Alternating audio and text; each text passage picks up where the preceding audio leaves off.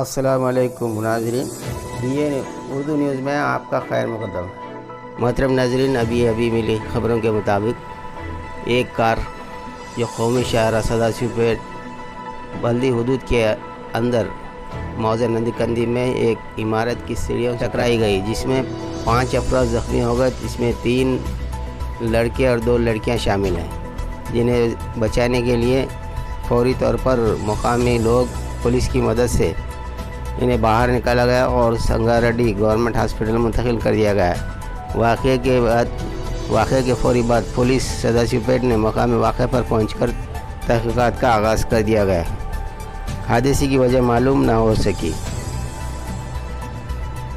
मकामी हादसे पर लोगों का अज़्ज़ाम और अफरा तफरी का माहौल बना रहा।